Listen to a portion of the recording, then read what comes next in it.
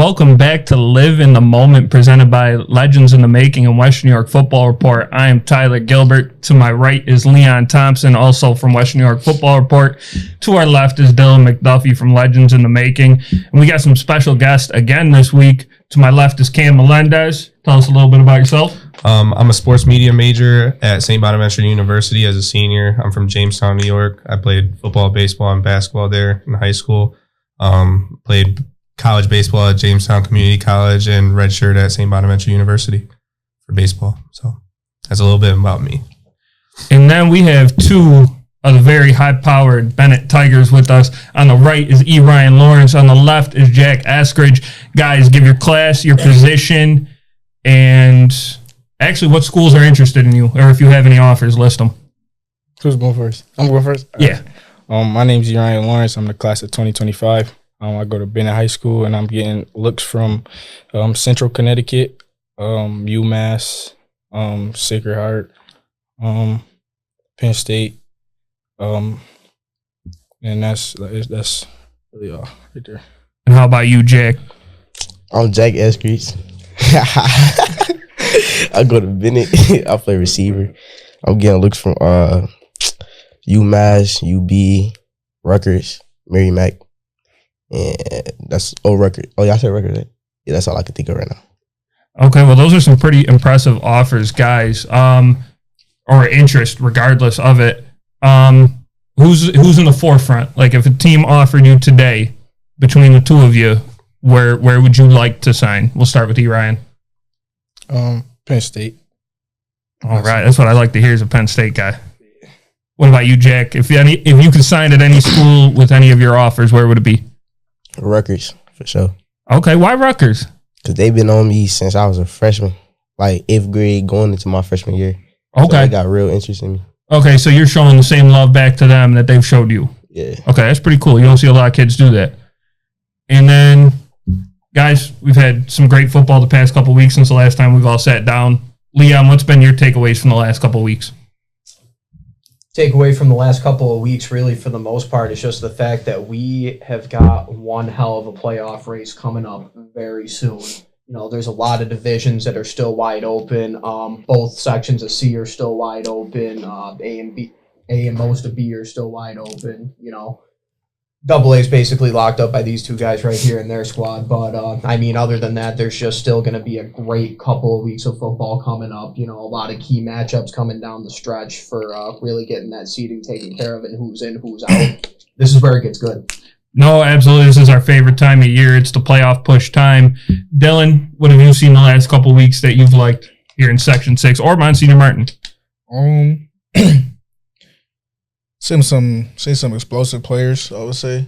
I mean, these guys we got here with us today, I've been seeing them all year make a lot of plays. Eli Kimball, my little cousin Noah McDuffie. So we got a bunch of talent that I feel like, you know, right now everybody's kind of starting to get into a rhythm playing. We at that point in the season where the guys that's getting hot, you can see, like, you know, they coming into games ready to go, like carrying it over week after week, consistency. So. No, absolutely. There's been you can see a lot of teams are starting to gel. We're heading into week 7 now, so they've had 6 weeks to put it all together and perfect their craft. And, you know, a lot of teams are doing it, just like Bennett Tigers and these two boys that we have up here. And then Cam is the media guy. You get the best shot. You're behind the camera. What have you seen that you likes? A lot of competitive ball lately. I mean, you see between Jamestown playing Bennett and Jamestown against Lancaster, it's all been really one possession games. It's really coming down to the line, and that is showing what these players are actually able to do and actually playing at their full potential throughout these last couple of weeks, in my opinion. No, that's not opinion. That's fact. It's been extremely competitive. And then you touched on Bennett Jamestown. You guys saw Bennett saw Jamestown, and then you guys saw Lancaster, back to back. What was that like to see kind of the two upper echelon teams that are up there with you guys back-to-back weeks? That's me? No, this is Bennett boys, my man. fault. I didn't hear it. I say just preparing for them, actually, because, like, we knew they was going to be ready for us for sure. Like, we ain't, like, it was no doubt, like, we not, like, underestimating nobody in our league. So we was just preparing, good practicing. Like Dylan said, being consistent and stuff. We were just getting ready. And then at that, I say Lancaster, we're at their field. We're at their home. So just being ready for them because we knew like they ain't going to back down from us. So. No, that's a hell of a football team over there with the Lancaster Legends. And then, Jack, what was that experience like? I know you're a transfer from Canisius, so that was your first real time being, Lancaster, Bennett, and they've been going at each other for the Section 6 title in Class AA for the last couple of years now. So what was that experience like preparing for probably seeing them again this November? I just feel like we had to be ready. You feel me? Like straight good practices, no days off. And we knew that they was going to go all out, so we had to too. No, you guys did it. I mean, it was a rainy, sloppy game, but you guys pulled it out. Noah McDuffie with the game-sealing pick while Lancaster was driving. What is it like to be the hunted? You guys have ran Class AA for 2, 3, 4 years, as long as I can remember. What does that feel like, always having that target on your back, knowing that someone's gunning to knock you guys off? I mean, it's hard. It's a hard feeling to describe. I say like just being prepared for it, because it's people coming for you, like you just being prepared and like mentally prepared and stuff like that. I just feel like being ready, like you gotta be ready for it. What about you, Jack? What's that feeling like? We just can't be slacking. Like, we just gotta be on all 10, all times. And absolutely right. And then Dylan, you help over there at Bennett coaching with your uncle. What words have you given not only to these two guys, but that team about that idea of like you're always going to have a target on your back? I think that, when you're on a team that is having success for years and, people want to knock you off, obviously, it's just most important to compete with yourself, because at the end of the day, like your ceiling can be here and somebody else's ceiling can be here. And if you're just trying to, worry about them and beat them, then you could be limiting yourself still at the end of the day. So I think that one of the things that we focused on, like with these guys specifically, like, like how can they get better? Like, moving them around different places in the offense or, teaching different terminology to like make the offense more diverse for them, because as you see, like getting double covered, right? Yeah, people triple cover. Yeah, people rolling coverage your way. Yeah. So what do we do? What happened? What you do? Wide open. Feel me? And it's like at the end of the day, like that happened because stuff we were practicing in August during training camp, like we didn't run it, do none of that stuff, none of the first 4 games, but a game we needed, we you know what I mean? So I think it's just staying ready for that one moment call. And that's one of the things I was very proud of them, because football, like all the great coaches that I've been around, they talk about like being ready for the one moment call, because you can only surprise somebody with something for the first time, and then like you setting something up all game, and then boom, you're gonna add your little wrinkle to catch them on it, right? And they were ready for that, and they've been doing that all year. So that's what I'm really proud of, just how locked in they are. We're going to have to get Coach McDuffie on here sometimes, because the disposal of weapons he has on offense, I don't know if your uncle would be cool with talking about it. I was being serious, because to talk to him, he has had such talent at his disposal for years. Last year he had Jameer Thomas along with Ryan Lawrence, Joe Littlejohn, Sherrard Bernard. This year it's almost like the seniors never left. So I would love to sit there and talk to him and see how he, figures out the stuff. So playoffs are approaching soon. I want to hear from the two young guys from Bennett first. What are your thoughts going into playoffs? You guys, as long as you guys win out, you have the, first round bye. What are your thoughts going in? And do you think you guys have a realistic shot at going to states and playing in the Carrier Dome? Yeah, we just got to pretty much continue on getting better every day. Like keep lifting, keep practicing hard. Yeah, we got a pretty good shot. I mean, our team is young, but still, we just gotta stay mentally prepared going into playoffs. Practices, like I said, every day, and still like not underestimating anyone. Just because we beat them the first time, don't mean we could beat them the second time. So, just yeah.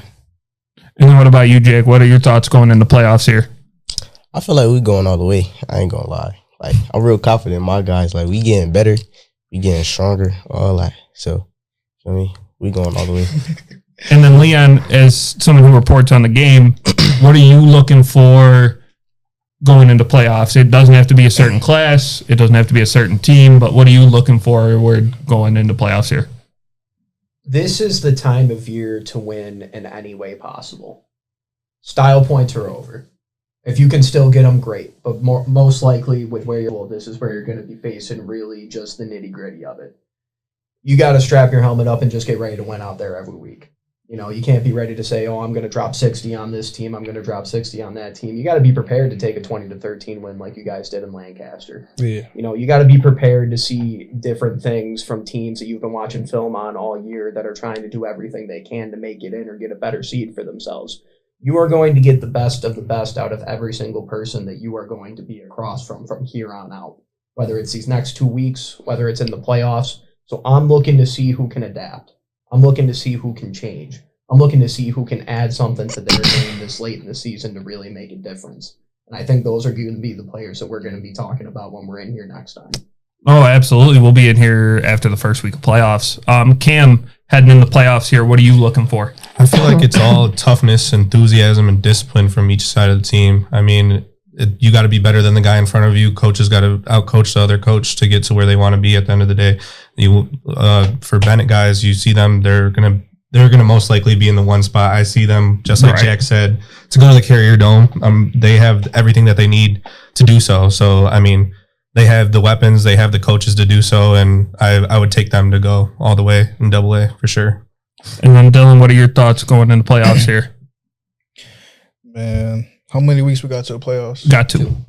I don't know yet, to be honest. Like, Okay. Just being real, like, you got to like take it that. a week at a time, you know, like, got to play every game first. But I think that going into playoffs, like y'all said, you're going to get everybody's best shot. But I think that, you know, one of the things that like these boys know is that they get that every week. So I think that they just got to keep going about their process, how, you know, regularly they have. But other teams, I think that if I had something to say to like coaches or players that were, you know, just trying to get ready for playoffs, I would just say leave it out there, you know, like don't be too cool for everything. You know, if you know your teammates are in practice slacking or something like that, don't be afraid to speak up. And, you know, season ends quickly and it's going to be a long off season. So just leave it out there.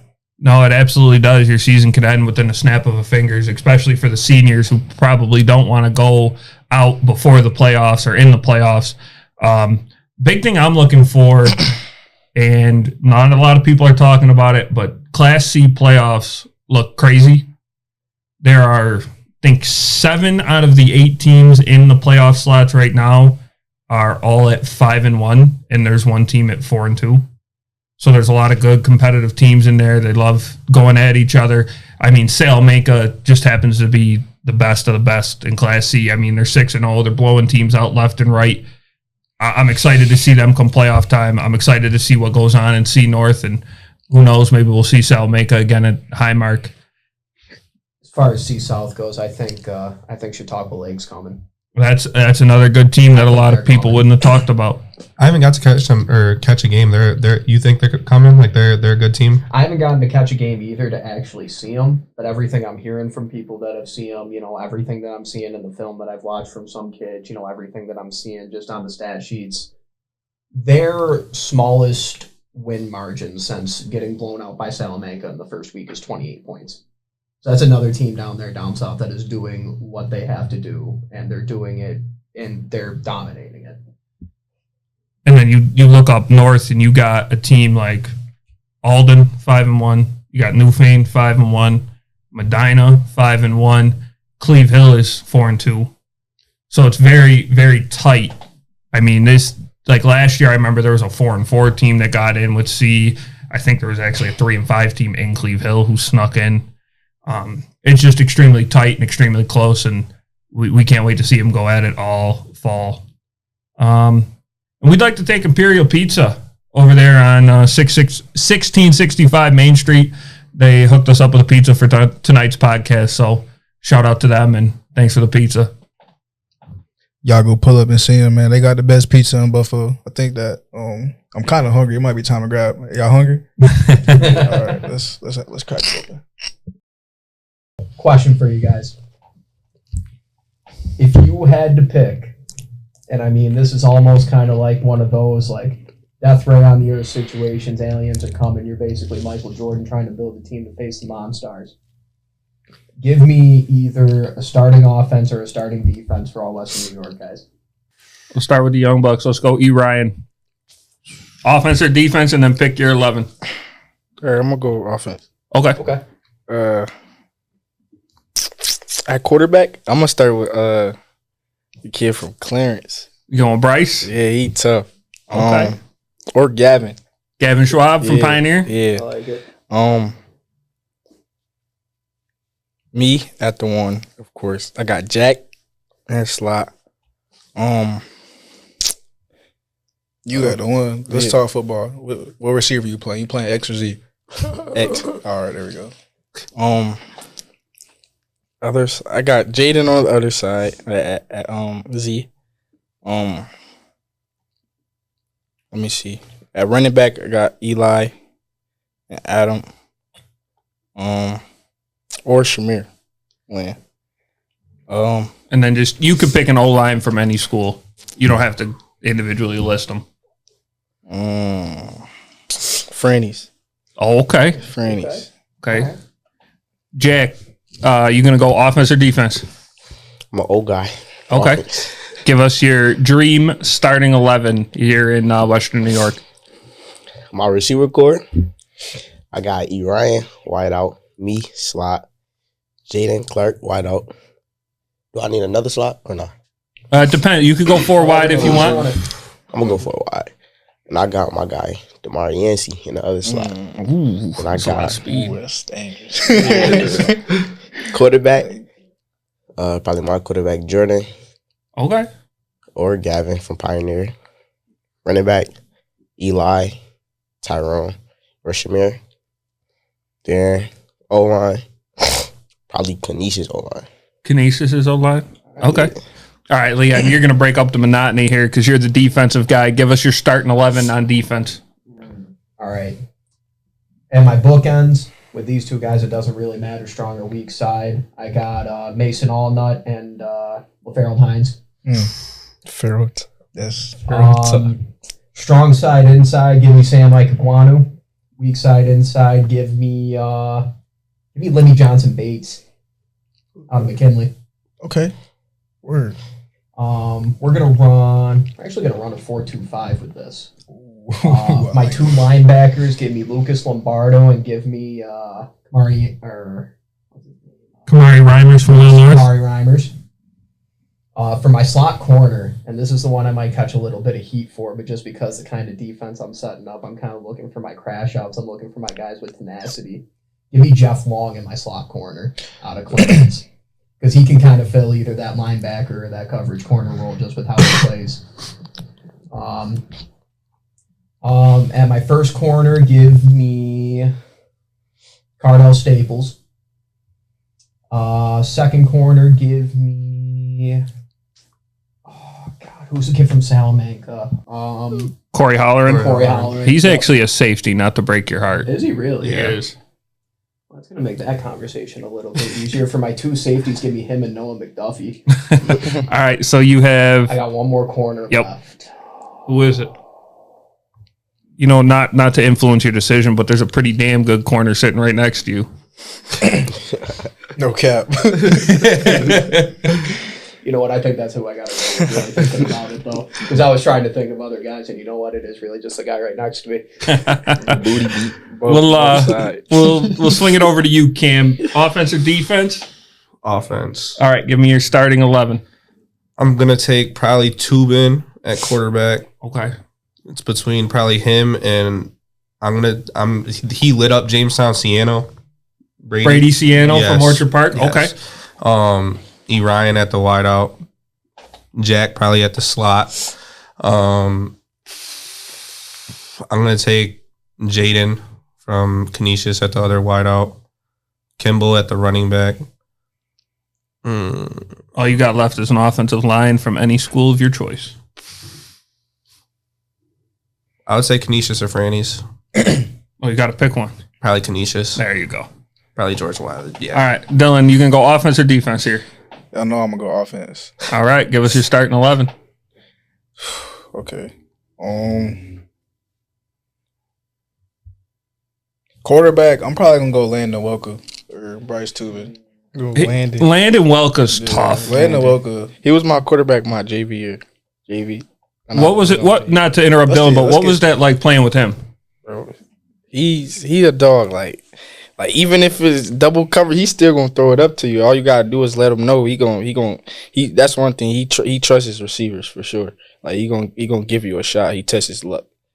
That's one thing about Landon. I was just gonna say he's a gambler, but he's winning those gambles, and I would be too. Yeah, you know he'll run it too. I was just about to say he reminds me of like Josh Allen and like a Johnny Manziel body. He's not a really big guy, but man, he sure plays like he is. Yeah, he'll run that thing. He's a great quarterback to run that read option with. It's really like when we watched that Randy's Joe's game, that's really what I gathered. Like between that and just the throws that he was able to make, I mean, that really makes their offense over there. No, absolutely. Landon Welker is definitely a quarterback. He jumped up my list after we saw him on Friday night. But back to Dylan's top 11 players. Yeah, so I'm gonna go Landon or Bryce at quarterback. It don't really matter. Just a coin flip for it. Okay. Running back, I'm gonna go Eli. Okay. You know, my two outside receivers, I'm gonna take obviously E. Ryan and Jaden. My slots, Jack and Dom Cook Jr. Okay. And then your offensive line's all you got left.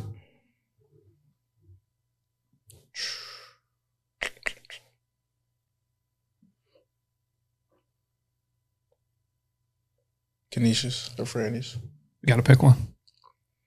I'm going to go Canisius. Okay. Yeah, I'm going to go Canisius. Now, I'm more of an offensive guy myself, but Leon's the only one to do a defense. So I'll join you. I'll try my hand at the defensive side of things. And my camera, no pressure. Yeah, no big deal. No big deal. And my two defensive ends, I'm going to very similar with you, LaFarrell and Mason Allnut. One's pretty simple. For my interior defensive lineman, Sam Ikegwanu. At the other D tackle, I'm going to go Ty Richardson from Pioneer. He's another big boy who could get after the quarterback. My three linebackers, I'm going to have Lucas Lombardo. I like Eric Abernathy as a linebacker. Okay. I know he's a star wide receiver there for McKinley, but I like the way he plays on defense. We've got a chance to see him a couple times now. In the middle, damn, I should have stuck to offense. In the middle, I'll take Kamari Reimers as well. For my two safeties, Noah and Jeff, that's a no-brainer. For my two corners, I'm going to go Cardell and E. Ryan, and if we need to sub out one of those linebackers, I'm going to take Deontay Rogers from Ken West. That one's a sleeper, but I like it. You know, Ken West been balling. Mm-hmm. They have been balling. Knocked off. Talk about playoffs. That's a team we got to talk about. The Ken West Blue Devils have knocked off two ranked opponents in the last 2 weeks since the last time we sat down, actually. Knocked off McKinley at All High, beat Starpoint at Starpoint. So not only are they getting ranked wins, they're doing it on the road in hostile environments. They're doing it in style. And I mean, they have some good players that, you know, we know about because, you know, we follow them a little bit. But for the rest of you guys who may not, Harlem Brannon, Deontay Rogers, and Jack Johnson. Three outstanding players. Jack Johnson's the quarterback. He's really found his groove with throwing the ball. Harlem Brannon is one of the running backs. He's could do it all. You need him to run the ball, he can do it. Catch the ball out of the backfield, he can do it. You needed him to return kicks or punts. He scored on a couple of those this year. And then Deontay Rogers plays both sides of the ball, offense, defense. He's an outstanding player, and we can't wait to see Ken West come playoff time. I know that's one of the places like we're picking to go regardless of who they get matched up with. I mean, we saw him week one, very first game against Will East. And I mean, it was a week one game. Every team had it, You go out there, you're still kind of installing certain things, figuring out how everyone meshes, how all the new pieces work and everything. And I mean, just the game that they put out, I mean, they won that game because they never gave up. Yeah. I mean, to come down to the very last offensive play where, Jack Johnson just threw a bomb. I mean, it was just an awesome thing to see. I'm glad we were there for it. But, I mean, that's who they are. I mean, even with putting up a lot of points against teams, even with, shutting out teams or different things like that, they're still just not giving up. No matter what position they're in a game, they play a full 4 quarters. And those are the teams that you got to look out for. Those are the teams that are dangerous coming down the stretch because they're going to play you all 4 quarters, even if you're up by 30. So you can beat them, but you're going to be beat up for doing it. So those are the teams, win or lose, that you really got to look out for. And they like to talk. I like that about them. At first when we saw them week 1, they were talking, and it was like, oh, you guys really haven't been good as of recently. Why, I like people who can back up their talk. But all year, they've proved me wrong. So I'm excited to see it. I'm happy for them. It's good to see teams shock you. I know a lot of these teams that are, hovering around might think, oh, we don't get covered because we're this and that. We really root for all of you guys. Really. It doesn't matter who you are, where you're from. We like rooting for you. And that kind of brings up a question I got for everybody. What's a team that surprised you this year? A team that's doing well that you may have not expected. And we'll start with the young boys.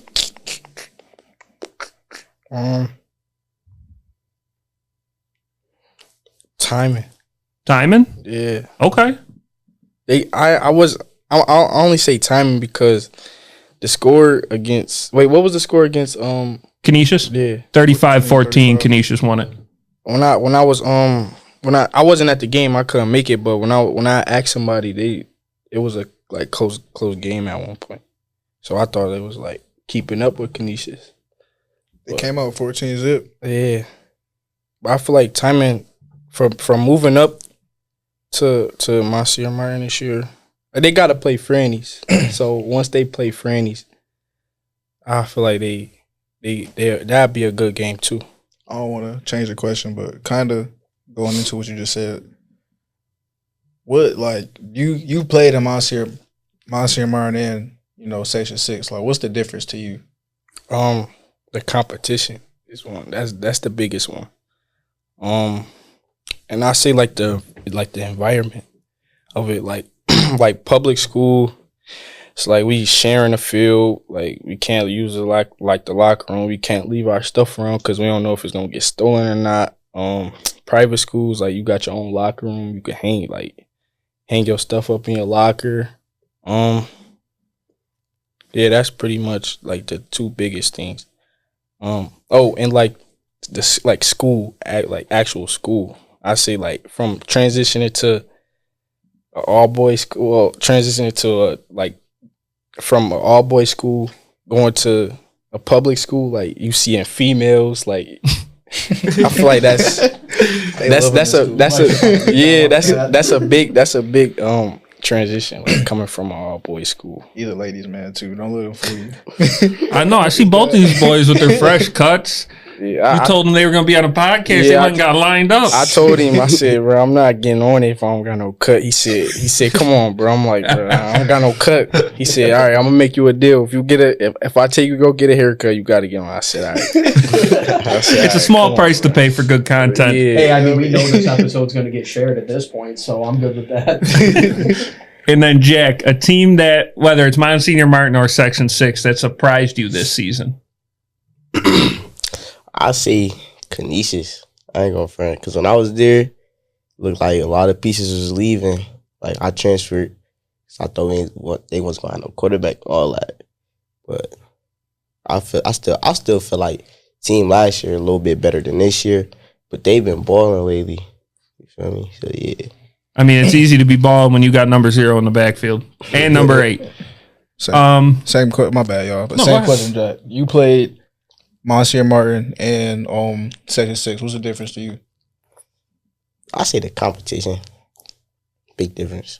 Not too much, but it's a difference. What you mean? Monsignor Martin, feel like you play comp back to back weeks. And then when you come public school, you don't play that much comp. Not back to back weeks at least. No offense. We just played Frontier. Them boys is always 6 and they wasn't good. Then now we playing. I don't want to cut you off, but is it how like y'all feel like teams like y'all play for Bennett? You know what I mean? Y'all are considered the best public school around by a lot of people. So like you feel like when y'all stepped on the field, half of the games or half of the teams y'all playing don't even want to play y'all. That's how You know what You I could mean? tell, like for me, you got like I'd look like when during the coin toss, I look. You could tell like when they scared, and like it's kind of funny, but it's not like because like when we was playing Frontier, like I kind of felt bad at one point, like bro. I don't like no offense, but like it's like damn, bro. From a guy who has played on both sides of that, both getting blown out and blowing teams out, we at least if you're doing it the right way from a culture standpoint, from a coaching standpoint, even if you're getting blown out, those guys were finding a way to have fun with it. And if not, they then was. something else is up. Yeah, You know, like just being in those games either way, like you know what the result is. You still gotta go out there and have finish fun. it. Yeah, you know? I'm not gonna lie, they was having fun. They kept their energy up. The old line was kind of talking a little trash to our defensive Well, you line. got to. I mean, you got to. Yeah, they was having fun with it. One of the receivers, he was talking a little smack to me. Did he not know who you were? Man, I mean, not everyone watches film. I understand. yeah, he was talking a little smack, but like I ain't really want to say nothing to him because like I'm a hothead on the field, so it's just like I just chose not to say nothing. Just Once you laugh. start, you can't stop. Yeah, like once I start talking smack, I ain't stopping. Nah, Like, Well, I, hey, Duff being gotta show me self-aware up. is half the battle. Yeah, I ain't gonna lie. I was on two head. I ain't gonna fret. Like after, Jack be talking crazy. I ain't gonna fret. Oh God, Jack on here. I ain't gonna fret. yeah. I was on two head. Like when I threw him, I had to feel like you feel me. I feel like Feel I'm strong, 5'6". I feel like 6'5". So I'm gonna act. We'll get back to the question I originally asked, but talking about this and the level of comp here in Section 6 and between Monsignor and Martin, would you guys like to see them do away with the class size and you legitimately play like better teams, right? So it'd be like, say you take all the sectional winners. So like, let's say you guys win, double A, Clarence wins single A, whoever wins C, and CSP will win D, right? Make a champions class. And then maybe add in like a couple other good teams. Yeah. So it's an 8-team division. You do that all the way through. There's 66 teams here in Section 6. Do you think that would be a better product than doing it by school size? Yeah, because there's more football we could play. Okay. I feel like our season is short. Like it's already we already got two games left. Yep. So it's like it's more football for us to play. Yeah, I mean, I feel like you could do it either way. Yeah. Truth be told. Like you could either you could realign, these divisions and everything like that to make it more suited for better competition every week, which would be nice because that way, if you're judging it by competition and constantly changing it, schools are going to see different teams constantly. And I think that would be an awesome thing to see because there's a lot of cross-class competition that happens now just because a lot of teams understand who the higher teams are in those classes. Like say a Lackawanna CSP game. I don't think something like that happens a few years ago. No. So it's already kind of going in that direction, I feel like, which is obviously a good thing for the sport. The more these kids get used to travel and, just going to different places and different level of competition and things like that, the better off you're going to be. Or you could just add in those games like that to a potential 12-week season. There you go. I was going to say 10. I think Boot said it best, man. Like, our season here is too short. I'm like, come on, just talking real. Like, you know what I mean? Like, at the end of the day, the film that these two guys right here have, like, I don't play with guys from everywhere. Like, Right. guys that transfer from Alabama, guys from Florida, guys from all across the country. I go back and watch their high school film, you know what I mean? Just like, these my teammates, so I'm just like, Right. my boy played linebacker. He's like, I used to play running back. Let me check it out real quick. But Right. so you just always end up watching guys' films that you play with. And like these two guys right here and a lot of guys in our area, the film speaks so many volumes for us to not have that many offers, Oh, I absolutely agree. I was talking with Bryce Tubin maybe 3-4 weeks ago, and I asked him if he had any offers. He said just a couple of small FCS offers. Now, which is great for Bryce. I'm not taking away that he's got FCS offers. He could be a non-Power 4 quarterback. He could go to a UB and probably start. He could go probably anywhere in the MAC. Probably could go out Mountain West. I mean, Pac-12, there's only 2 teams left. I don't even know if we call that a conference anymore. Oh, no, there's a new Pac-12 coming. Oh, my bad. Oh, yeah, the new Mountain West. But that's kind of my point, and I agree with Dylan. Like, you couldn't have said it better. By the time we start our season, Ohio, Pennsylvania, Texas, Florida, they're already like week 3. Yeah, they're already when we put together the film. Yeah, our when we played the team in Maryland, they was already like a game ahead of us or 2 games. Yeah, that was their 3rd game. Yeah, they was like that's crazy. They pretty much already had like team chemistry. So, and I mean, at the end of the day, I mean, the more you play football, the better you're going to be. Exactly. You know, if you get, like, it used to be 7 weeks to a regular season back when I played. That's nothing. Yeah. Like, the only reason we played 9 games a year is because we weren't making the playoffs, and we were just going to play 2 more weeks just to do it, just for fun. And, it just, at the end of the day, you're only going to get better by doing it more. So, you guys do a lot of work in the summer, a lot of work in the spring to make up for that. But in addition to just having the film, having, more time to really create that team chemistry and truthfully become better to show to these colleges. At the end of the day, the more competition you face, the better you're going to be. And plus, you look at those other states. Like, you go down to Texas, their high school football stadiums are comparable to, like, Highmark. Yeah. Or even better. They're better than they're putting 6-figure numbers in high school stadiums. Oh, yeah. But that all comes from, like, revenue the schools generate. Like, if you want to, like, get on the money side of it, right. If Bennett's out here winning championships back to back to back, not to throw Isaiah back into the conversation like we did week 1, but Isaiah's a guy who could come in and be like, oh, y'all are winning. Y'all play 10 games a year. You don't need All High. Go build your own stadium. Word. Or here's the money to buy All High. Like, when you have donors like that from these schools who are successful, they would be more willing to come back and, like, help out if it was worth it. And plus, we've already seen this kind of from just doing what we've been doing just with the football report. I mean, the more of a culture you build around it, the bigger and better it's going to be for the football players for competition, the bigger and better that it's going to be, from the money side of things in order to put more money into a sport that, creates more buzz and has more culture to it. It's just, that's really the next step for this area as far as football goes. And it's really the whole state. Yeah. The whole state. Because, when we went out for state semis last year, see a team like Tioga, who had their 45-game winning streak snapped this year finally, after 4 consecutive state titles. Yeah. Waverly's another team where they had 4 or 5 Division I recruits, and they're from that Section 4 area. There were Christian Brothers Academy. CBA, yeah. What was another one? East High School. Maine Endwell's usually always got some sort of Division I talent. So, those numbers are going to tick up, and then New York State becomes a football state, just like a Florida, a Texas, California. And really, by doing that, like you said, with the money side of things, you're just creating more opportunities for more people to get bigger in the sport to be able to come back and put back into it. It's all networking. Yeah. No, facts. That's all it is. It's all networking. And that's like what I've learned from college and everything. It's like basically you want to build a name up for yourself and stuff like that, but it's all about people who you know and like how you want to be able to pursue things and get onto what you want to do. Like for LITM, we're looking to get up to our 1 million. Like we're almost there, and we're just building on top of that, and that's just like off what we're doing right now. So I mean, that's what's going to help our even recruiting. I don't know how it is for you guys, like how you guys got your guys' interests or offers, but I know it's probably a lot harder out of here than it is if you were in Texas right now or Maryland, like you said, that you're getting a lot of exposure right there. You know what I mean? It's almost like you guys are putting a lot more work into that side of things. And that's in addition to going to school, going to practice, going to work out, going to play the game, everything else that you got to do.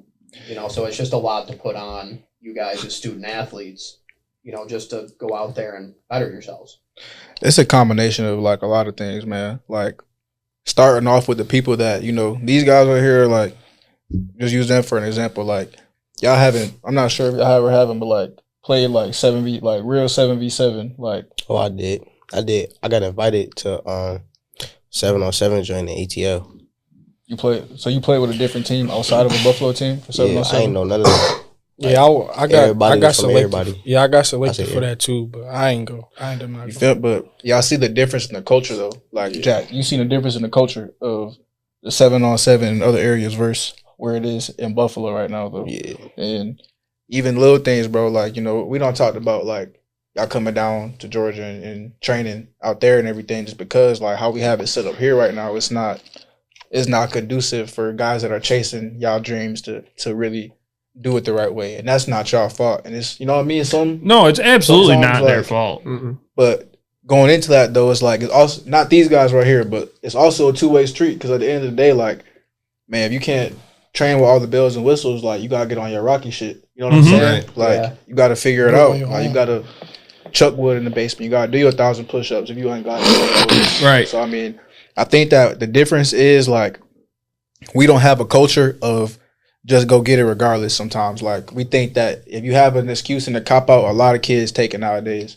And I think that at the end of the day, like the ones who make it from Buffalo, we all have same similarities. Like during COVID, y'all know gyms was closed down. Couldn't lift nowhere, couldn't go nowhere.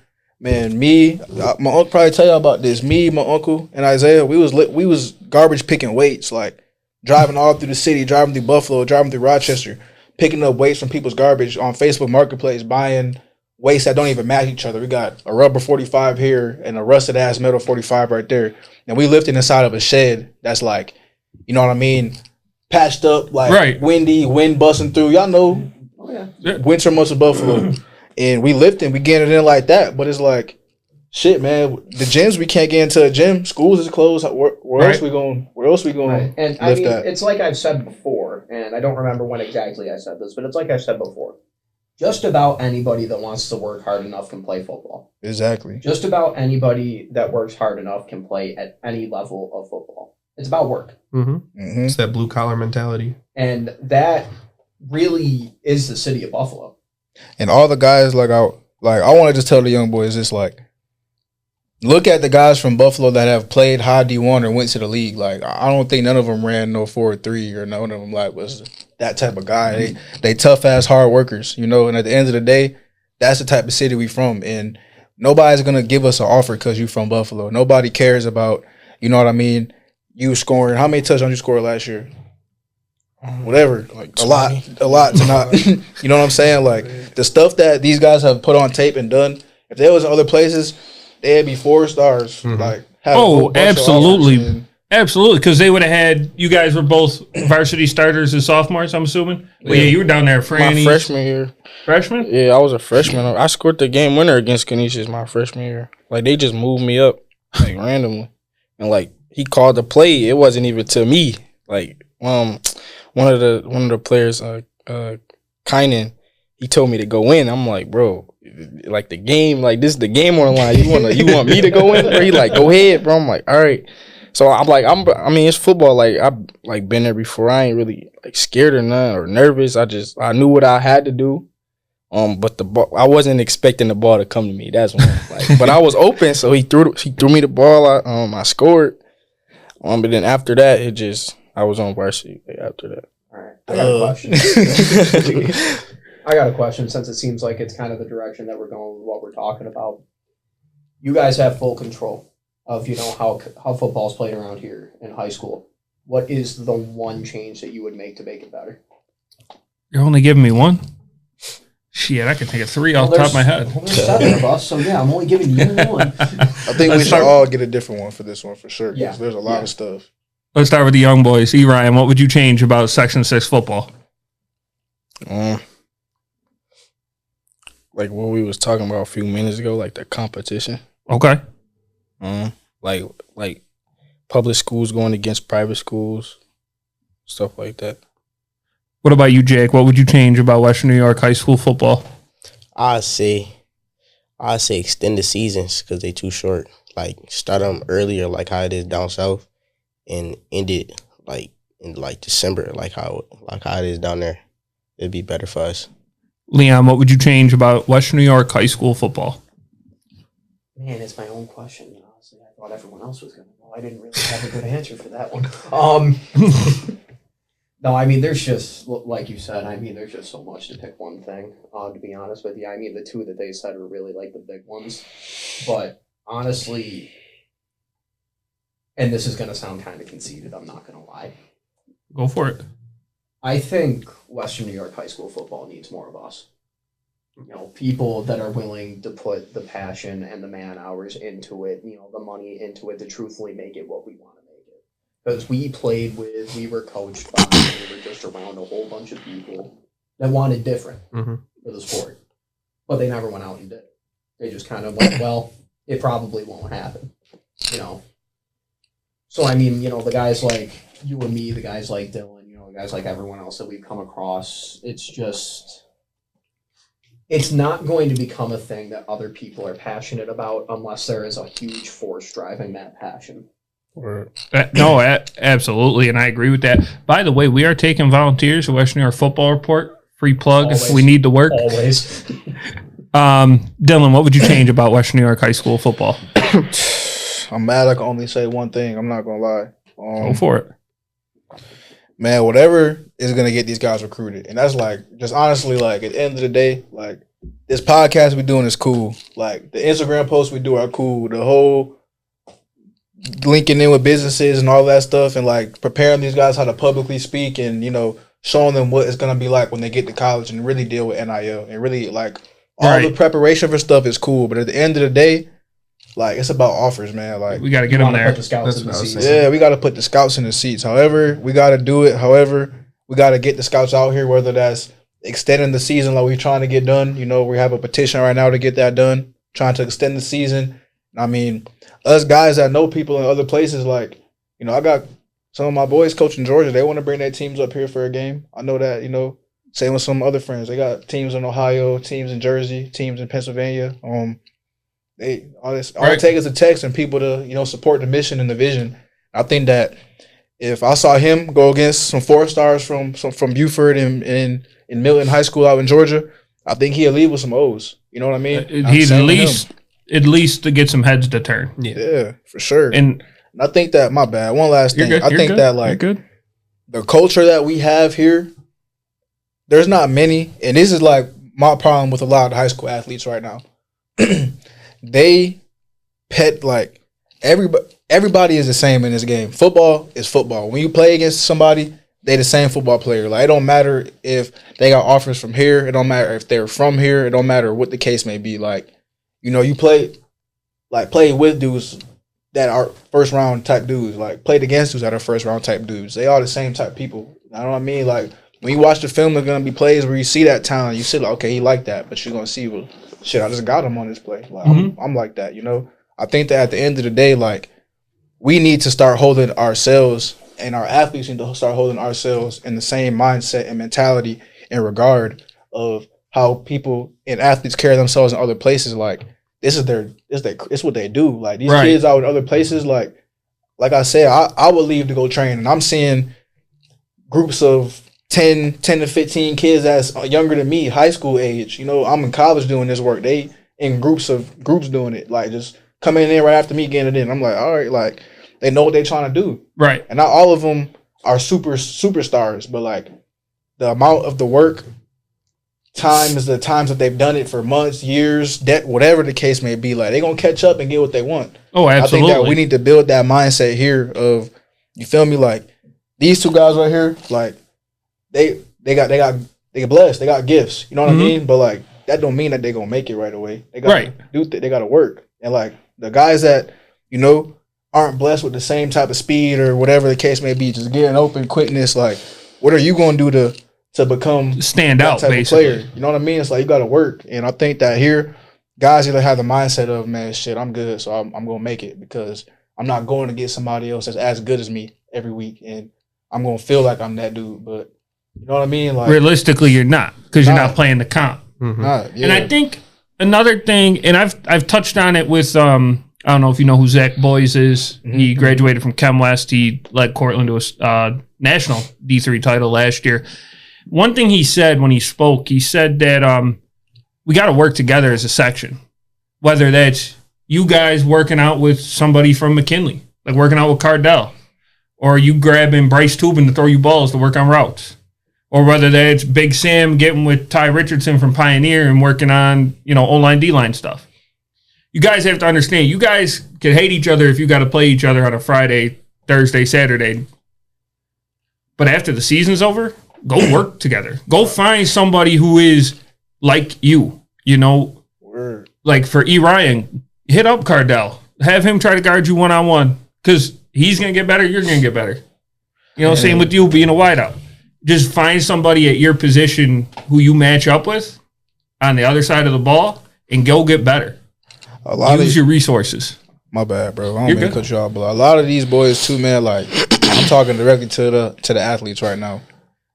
Iron sharpens iron. You know what I mean? And like the reason why some of y'all be hating on each other, and like this being real, the reason why some of y'all be hating on each other, or you know what I mean, like whatever y'all know what I'm saying, but it's because y'all not putting in the same type of consistency. Y'all not putting in the same dedication. And you know what I mean? When we post the same teams every few weeks, people get mad, but there's a trend and all that stuff. Like, yes, there's favorites. Yes, there's favoritism. It's the guys that do it the right way. It's winners. My coach, Lance Leipold, multiple national championships. Like, he took Kansas from being the laughingstock of college football to being a ranked team. And yes, he said, yes, like, I have favorites. It's the guys who do it the right way. Those are my favorites. The guys who are on time, which is early. The guys who come to workouts, who do extra workouts, who are doing everything the right way. Those are my favorites. So it's like, at the end of the day, like, if you are feeling slept on, if you feeling like you're not one of those people that's getting the recognition you deserve and everything, you got to ask yourself, like, are you doing the things to get that done? You know what I mean? And if you keep working and you're not seeing results yet, then it's just not your time yet. But if you keep going, it will be. Absolutely. And then Cam, we kind of skipped over you, man. What would you like to change about Western New York high school football? I think Leon and Dylan hit it pretty good. I mean, bringing recruiters in. I mean, this area. Just for football itself, and like let alone other sports. Like, we have a lot of athletes that could go somewhere other than just going to small D3s and going. Like, we have Division I talent in this area. Like a lot of Division I talent, and we don't have no like recruiters or nothing like. Even like an hour or two away from us, Rochester, they're sending kids to the league, high Power 5 Division I schools, and we don't see anybody really doing that unless they're really going somewhere, going to camps to get these offers to get these interests to these colleges and stuff like that. And no, you hit it right on the head. I mean, all of us kind of touched on it. Extend the season, building the culture, get people here. The big thing is, guys, one team, one goal. Mm-hmm. Whether you play against each other, I spoiled my sauce earlier when no one was talking. I didn't want to lose my train of thought. But seriously, use the guys that are in the section that are good, better than you as a resource. Ask them, like, what do you think on this play? Send them film. Have them watch your film. That's your peer. He's going to tell you straight up what's wrong, what you did right, and how to fix it. Yeah, I mean, at the end of the day, really, I mean, whether you're a player, coach, someone in media, or anything else for that matter, a head of the section or Monsignor Martin or what have you, we are all as a collective unit responsible for making this what we want it to be. The players are responsible for getting themselves better however they want to do it, whether they're working out or, iron sharpening iron, they are responsible for creating their level of competition. Coaches are responsible for getting the most out of that level of competition to keep it that way. We are responsible as media for making sure that all of that effort goes recognized, that all of that effort gets exposure, and that we can give something to show maybe these college recruits or something like that, like, hey, we talk about this kid a lot. And eventually it will get to a point, I hope, where someone's going to look at that from a college and go, these guys talk about this kid a lot. I wonder why that is. And then they break it down to why we talk about him and give him the coverage, to how the coaches created, the team and, the schemes and the ability for those players to shine. And then at the end of it, they see the individual effort that the players put in order to make themselves that good. I mean, really, it's top to bottom. It's everyone's responsibility to make Section 6 what it deserves to be. 100%. I got a question for everybody. So, last week we asked the top fives.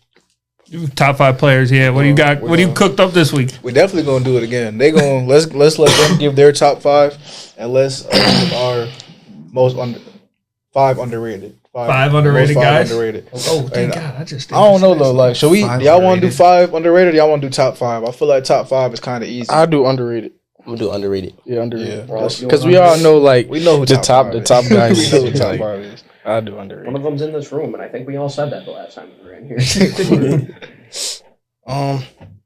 One of the 5, we do 5 underrated. Yep. If you're gonna do any teammates, though, only max of 1. Max of 1 teammate. Okay. Damone, Allen, Facts. Franny's, my home tough. We play Lil D together. He been like that. Let me see.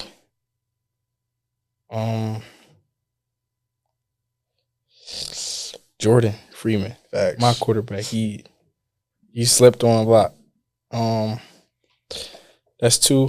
Who else? The kid from Timon, G. Gerald. Gerald. Yeah. Yes. He slept on. Who else? That's all that come to mind for me right now. Just got 3. Okay. Yeah, 3. That's cool. What about you, Jack? Top 5 underrated players in Western New York. I think 1, Amir Hernandez, Canisius, he Okay. underrated. Facts. 2, Shamir Land, Bennett. 3, what he said, Damone Allen. I don't 4, think Damone underrated no more. I ain't gonna lie. No, See it now. He is. These last see few it. weeks. He been they wilding. see it now. You been wilding. leads Monsignor Martin in all receiving yards. Yeah. That might not be too underrated. He been snapping. I got 4, 2 more. Let me think. The one real tall receiver at Lackawanna. I forgot his name. Oh, number 18, I Kobe think, Underwood. I think. I'm not too sure. Or That's who it is. the only other one I could think of is number 3 in LaShawn Braxton. It's one of them. Okay. I know he tall. He go to Lackawanna. I think that's Kobe Underwood. Yeah, it is. Yeah. Number 5. The sophomore quarterback from Timon, Ryan. Okay. Ryan. He had a good game versus Canisius. Okay. That's gonna be That's gonna be interesting to see next year Yeah. when Dom come back. I thought Dom was a senior this year. Nah, Dom a junior. Really? Yeah. Okay. Shoot. All right, Leon, top 5 underrated players in Western New York.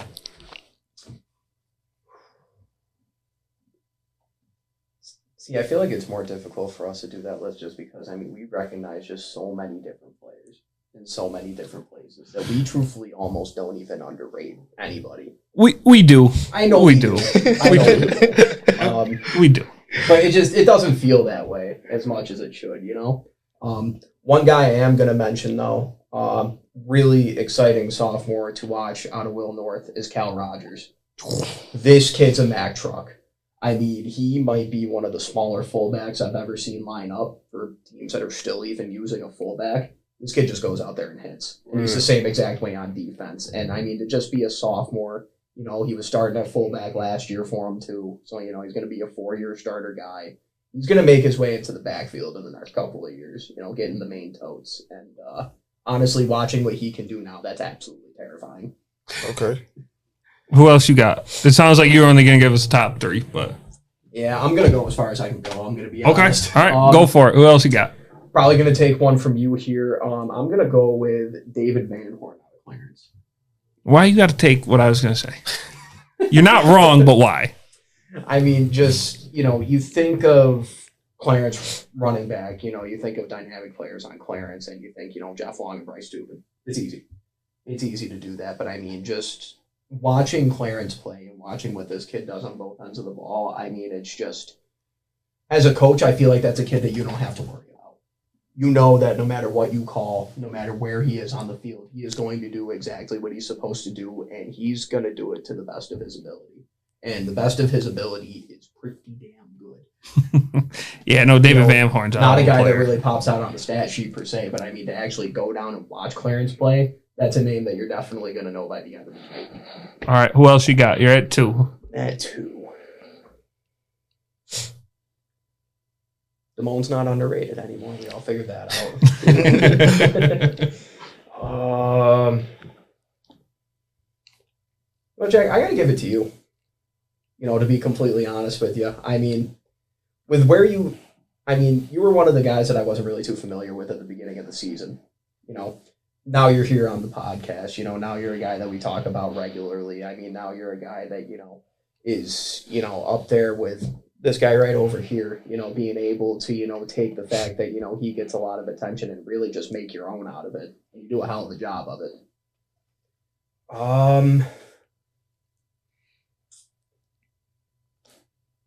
This might be as far as I can go. Oh, okay. I kind of figured as much. Dylan, who you got? Top 5 underrated players in Western New York. I'm going to go with Amir Hernandez for sure. Okay. Like, I'm a running back, so when I see good running backs, I kind of have a You want to have more. Favoritism. I think that he definitely can be. I mean, I think that he has the tools to be able to be a high level running back. He just got to keep pouring into it in the off season and sharpen some things up. But He young too, right? he's a junior, Okay. so I mean, he got One more time. year? Yeah. But he knows how to run the ball, and that's the thing. Like I look at for backs is like, do you have a natural? Because I mean, you gotta just have natural instincts. Like plays break down in the garbage. You gotta know how to get boogie with nothing in front of you. So I like that when I see that him play, especially him being a return man too. Like him cribbing the kick, I'm like, okay, like Right. he got instincts. You know what I mean? So Amir Hernandez for sure. Nair Patterson from Sweet Home. I don't feel like he's underrated, but I just feel like Damari gets so much attention that Right. You know what I I mean? like that one. yeah. Jimmy Valentine from Bennett. Came from St. Francis. Nickel running back. He just one of them players like, game day, he a gamer. Like game day come, like he locked in and he trying to win. He out there just balling, trying to win. 2 more. You got 2 more. I'll say Harlem. Harlem Brandon from yeah. Ken West. Yep. Everybody think Harlem, you are a football player, bro. I'm going to put him on mine too. Like he think he a basketball player. He's gonna be with our 7-on-7 team. I'm telling y'all. But Harlem the type, like if he really like locks in on football, and you know what I mean, like Right. he could definitely be a good college football player, I think. And You got 1 more.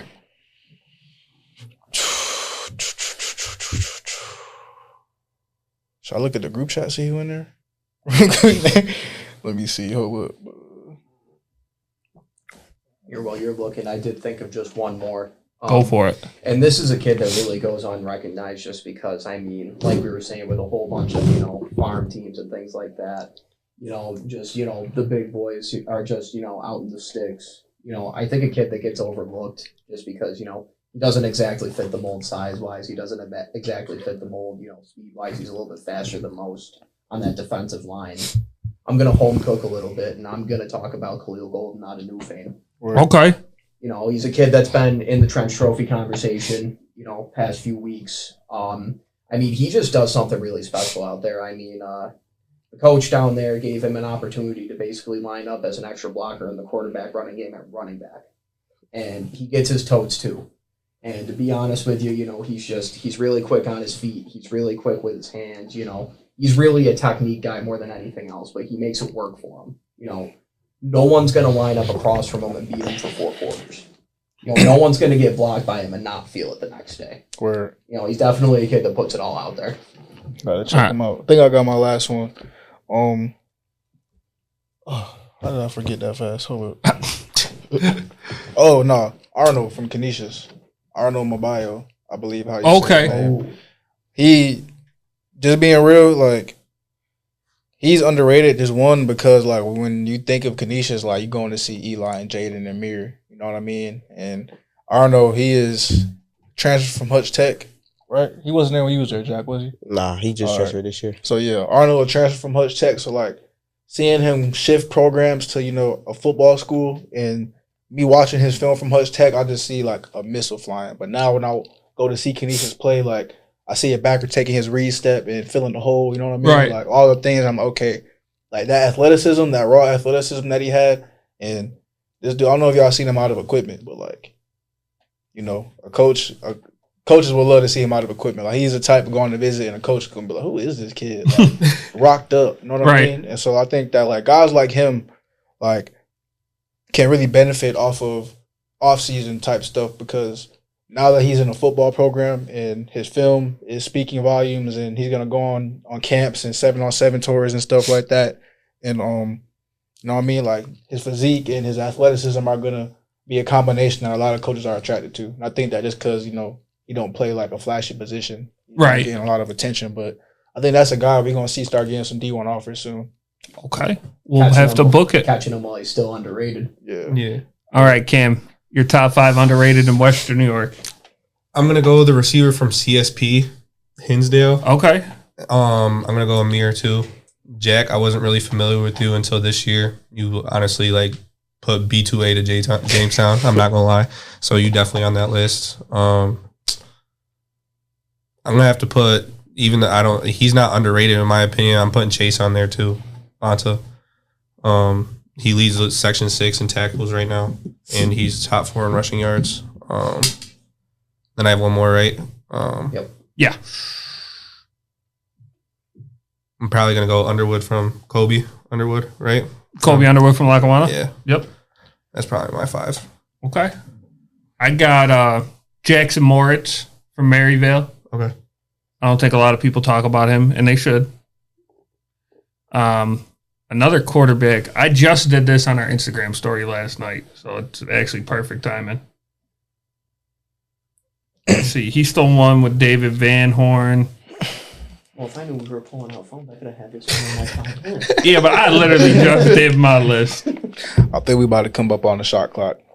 Alex Barmore from CSP. Oh, yeah. Matic Isaac from Salamanca. Okay. I also had Harlem Brannon and Carter Brink from CSP. He's an athlete, man. He's got 3 or 4 interceptions on the year. I think he's over 250 receiving yards with 4 or 5 touchdowns. A great pairing with Bryce Hinsdale and Barmore down there in CSP. He a baseball player too. They're all 3 of them are. Yeah. I think we about to hit time. So before we dip, I got these 2 guys. Tell us your why. Like, why should a college coach give you an offer? And why do y'all want to be college football players? Just like where I come from, like my environment. Like I'm from a small city, and I just like want to show and give out like what we got. Like we got ballers down here. Like I want to show coaches like okay, like you're not the only one. Let's see if it's like other kids in your area that's like good as you or just maybe better at the time. Also, like my pops, like my dad, he's locked up. Like he was good at football too. He went to Sweet Home. He was like getting like heavily recruited as well, but like he ended up going down the wrong path. So I just like want to finish like what he started. Like every game I talk to him before every game, like that gives me fire. Like that puts fire under my ass because like I just want to finish what he you feel me? So yeah, that's like my why. What's your why, Jack? This dude's so silly, bro. I tell y'all. He just Like, My why? The most serious question all day. Nah, my why though, just to put Buffalo on the map. That's really this guy's the so main cool. important. That's really like the main reason to put Buffalo on the map. Show like people that we really like that for real. Like everybody not really better than us. We all like the same. We just never had the looks for real. I just want to give us the looks. All right. Those are good answers, guys. Yeah, that's a wrap. Anybody want to say something in there real quick? I think we said all we need to say this week. We will see you guys again in 2 weeks. Thanks for tuning in.